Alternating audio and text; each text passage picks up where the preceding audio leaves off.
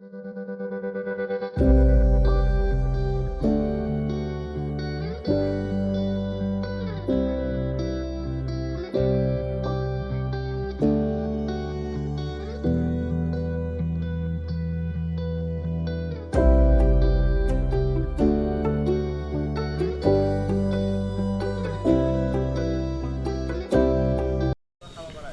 दुलाराय बर' फरायसा आफादनि mission skill and education quality education बे मावथांखिजों मिरु दुलाराय बर' फरायसा आफादा जिल्ला आफाद आरो दखरा आफादफोरखौ बिथोन हरनाय लेखा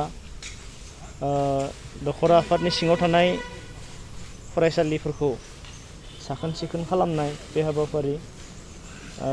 हाबाफारिखौ दखरा एबसु महरिपारा दखरा एबसुआ दिनै दखरा एबसुनि सिङाव थानाय गंसेल' गोजौ फरायसालि उत्तर बेटना गोजौ फरायसालिनिफ्राय जागायनो जों आखायाव लादों। दा बे लेखायै दिनै दखरा एबसुनि साफ्रोमबो मावथि बिबानगिरि लोगोसे एबसुखौ मोजां मोननाय दैदेनगिरि लाइमोन सेंग्रा सिख्ला बिथांमोना दिनैनि हाबाफारियाव बाहागो लानानै जोंनि हाबाफारिखौ जाफुंसार महर होफैदों। दा बे लेखायै जोङो फैबाय थानाय समफोराव जोंनि ओनसोलाव थानाय जोंनि दखरानि सिङाव थानाय फरायसालिफोराव जोङो जोंनि दिनैनि हाबाफारिखौ जागायनायजों फैबाय थानाय समफोराव जोङो बे हाबाफारिखौ फरायसालि हाबनानै साखोन सिखोन खालामनाय बे हाबाफारिखौ लादों।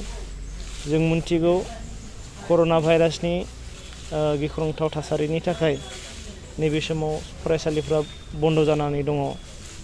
दा ओंखायनो गोबां फरायसालिफ्रा हयथ' हाग्राजों बायदिसिना दाखोर दालाजों बुंफबनानै दङ। दा बे मोनसे थासारिखौ नुनानै दुलाराय बर' फरायसा आफादा फरायसालिफोरखौ साखोन सिखोन खालामनाय बे हाबाफारिखौ लादों। ओंखायनो दिनै जों महरिपारा दखरा एबसुआबो मिरु एबसुनि बिथोन बायदियै उत्तर बेटना गोजौ फरायसालिनि नैबे लांगोनाखौ बुंफबनानै थानाय जि हाग्रा बंग्रा दाखोर दालाफोरखौ जों साखोन सिखोन खालामदों।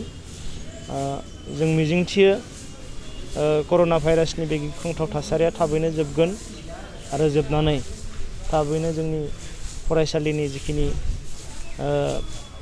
नेमखान्थि फोरोंनाय आरो फोरोंथाइ लानाय बे हाबाफारिया जागायगोन आं बेखौ मिजिंथिदों।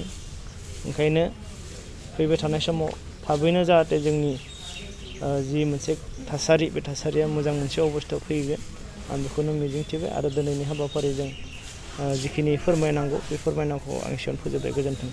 साबायखर। आं उत्तर बेटना गोजौ फरायसालिनि गाहाय फोरोंगिरिया बुंदों दिनै सेन्ट्रेल एबसुनि आह्वान मर्मे महरिपारा दखरा दुलाराय बर' फरायसा आफादा जा थांखि लानानै बेहाय खामानि मावदों बेखौ साबायखर होदों।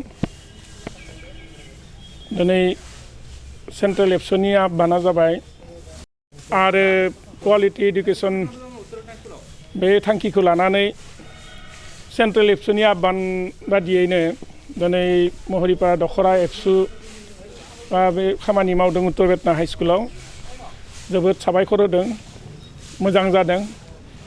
फरायसालिया बन्द जानायनि उनाव जोंनि फरायसालियाबो बायदिसिना गाज्रि जाना दङमोन।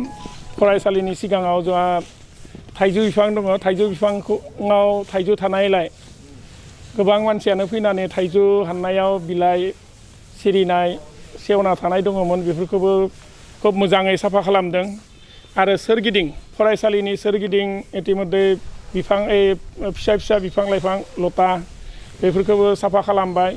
फरायसालिनि बारान्दा खुथा बेफोरखौबो एबसुनि मावथिगिरिफोरा खोब मोजाङै साफा खालामदों।